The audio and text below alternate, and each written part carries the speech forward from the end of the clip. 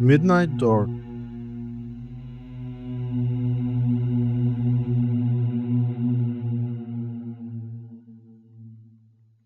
This happened when I was just a kid, around 7 years old. But that night is burned into my memory, every little detail.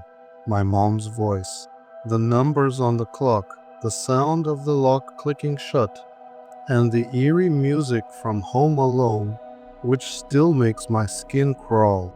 Even now, decades later, I can't shake the feeling that something was watching me that night. Something that shouldn't have been there. My parents used to leave me home alone a lot. It was the early 60s. Nobody thought much about babysitters, and times were tough. Going out with friends was a rare treat for them, and I understood that.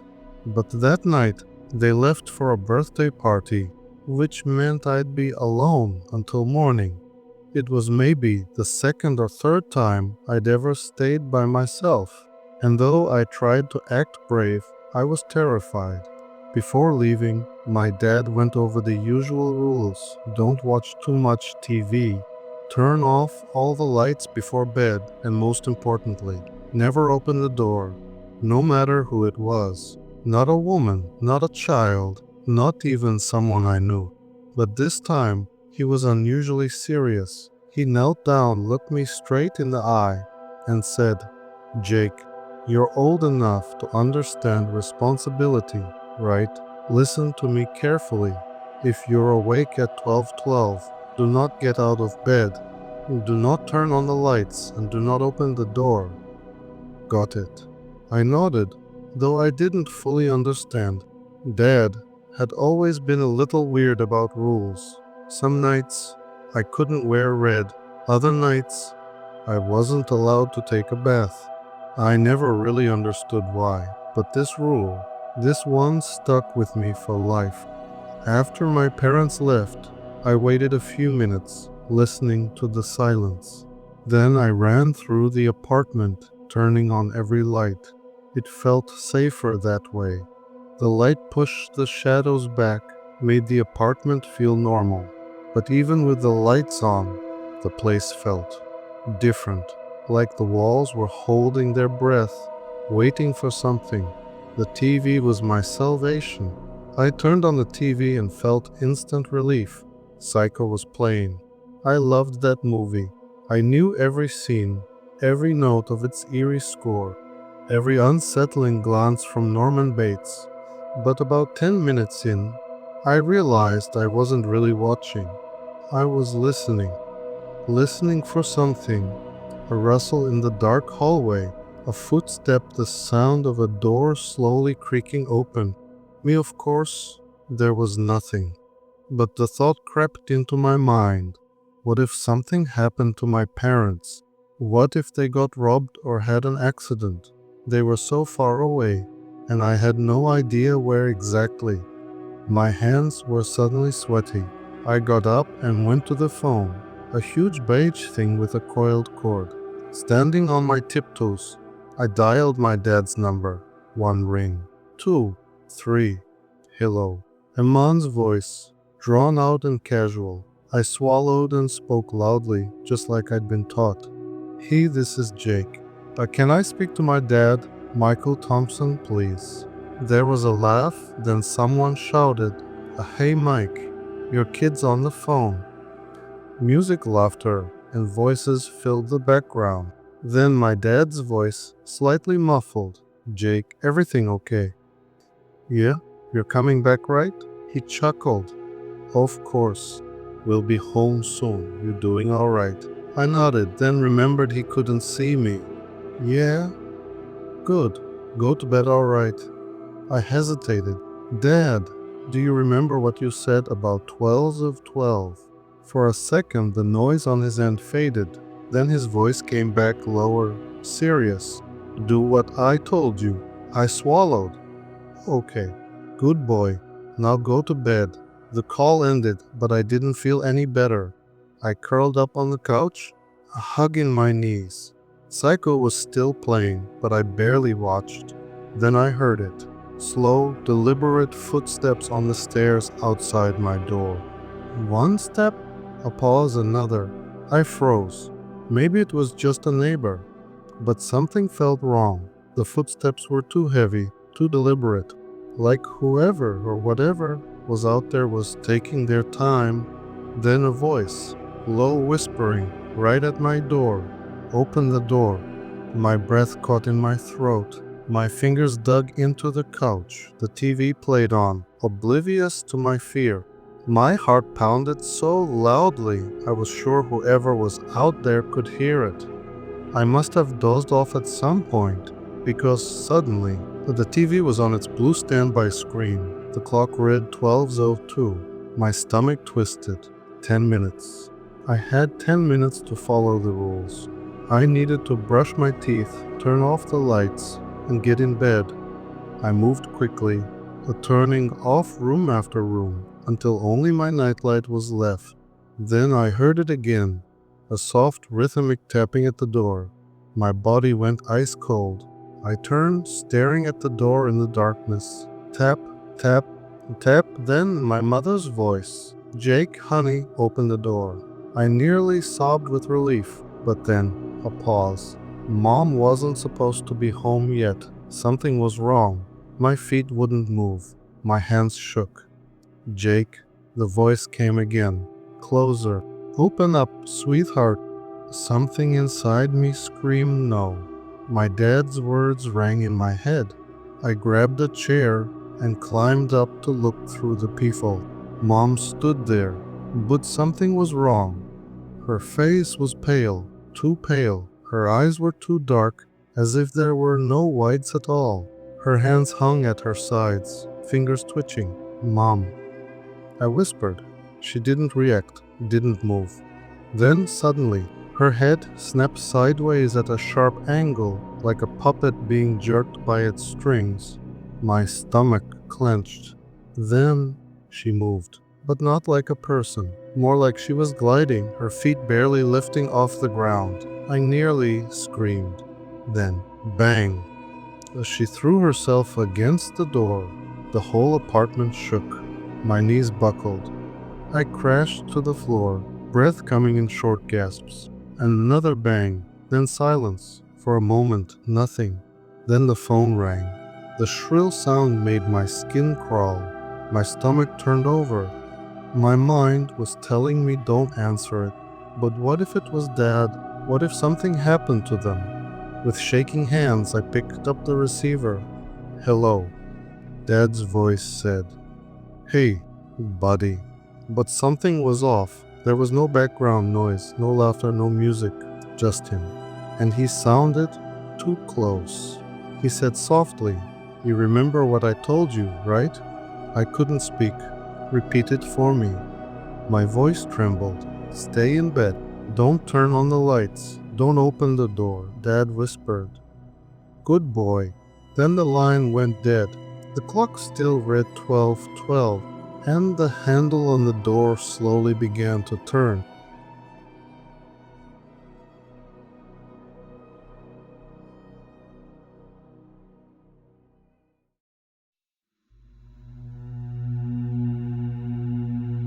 The last knock.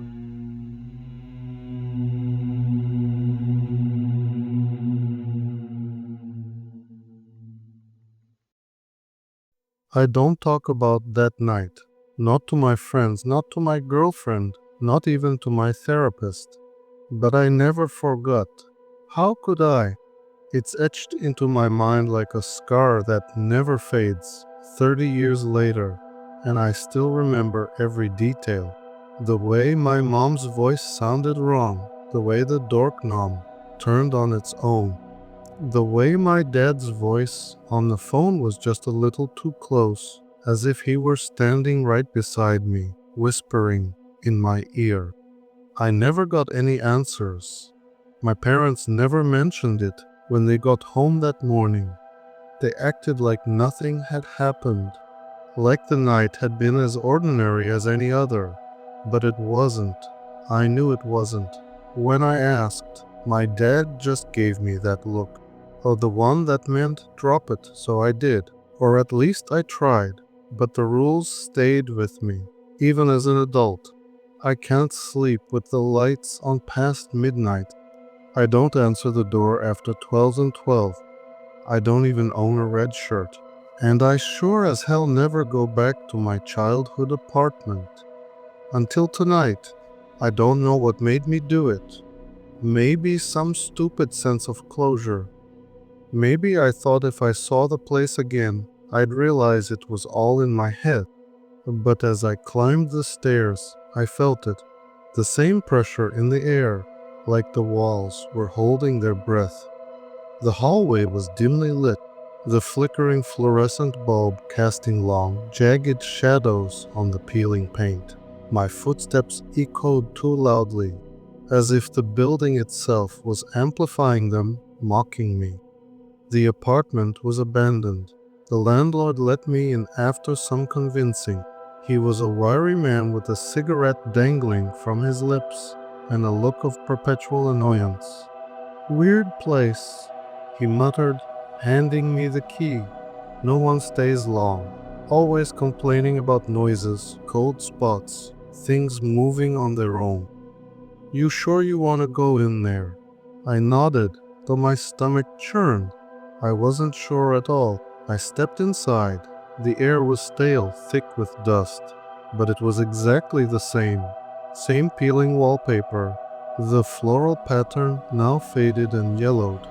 Same outdated light fixtures, their glass shades cracked and grimy. Even the same old peephole in the door, its brass surface tarnished and scratched. I stood there for a while, staring at the door. I don't know what I expected. A memory, a ghost, a sign that I wasn't crazy. The silence was oppressive, broken only by the faint hum of the refrigerator in the kitchen. I could almost hear the echoes of my childhood, the laughter, the arguments, the sound of my mother's voice calling me to dinner. Then I heard it. Tap. Tap. I went ice cold, my breath caught in my throat. No way. This wasn't happening. Then a voice, low, whispering, right at the door. "Jake, open up." My heart slammed against my ribs.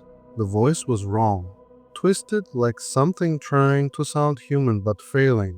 It was my voice, but not mine. It was as if it had been dragged through gravel, distorted and unnatural. I stumbled back, nearly dropping the keys. My hands shook. My mind screamed at me to run, to get out, to never look back. But something else, something deep, something curious held me in place. 30 years. I had spent 30 years wondering, afraid. Maybe if I looked, just this once, I'd understand. Slowly I stepped forward, my stomach churned, my skin crawled.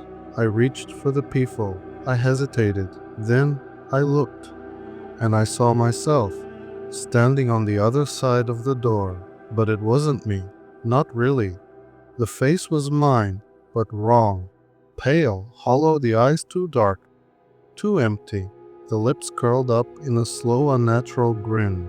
It raised a hand, pressing it against the door.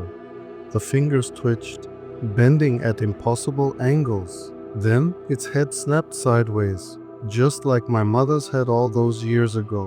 A sharp, jerking motion, like a puppet cut from its strings. I staggered back. My pulse pounded in my ears. The room felt smaller, the walls closer, as if they were closing in on me. Then, bang! The door shuddered. Bang! I turned and I ran. But as I reached for the handle, my phone rang. I froze. Slowly, I looked at the screen. Dad! My stomach dropped. I hadn't spoken to him in months. My fingers trembled as I answered. "Hello, Dad." Static. Then his voice. Too close. Too calm. "You remember the rules, don't you?" A cold hand wrapped around my throat. I tried to breathe, but the air felt thick, heavy. Say it, Jake." My vision blurred. The door rattled behind me. The thing outside laughed low, breathy, inhuman. Through the phone, my dad whispered, "Stay in bed." Don't turn on the lights. Don't open the door. The call ended. The lights flickered. The clock on the wall clicked over 12:12, and the door began to open. I stood there, paralyzed, as the hinges creaked. The thing on the other side stepped inside, its movements jerky and unnatural. It was still grinning, its hollow eyes fixed on me. "Jake," it said, its voice a grotesque mimicry of my own. I wanted to scream, to run, to do anything, but I couldn't move. The room was closing in, the walls pressing against me, the air growing colder with every second. And then, just as the thing reached out to touch me, I woke up. I was in my bed, drenched in sweat, my heart racing. The clock on my nightstand read 12:12. But as I lay there trying to calm myself, I heard it again, a faint, distant knock at the door. Tap, tap. And I knew, deep down, that it wasn't over. It never would be. If you enjoyed this story, don't forget to like the video and subscribe. It helps the darkness spread. Turn on notifications so you don't miss the next nightmare. And remember, don't listen to the whispers in the dark.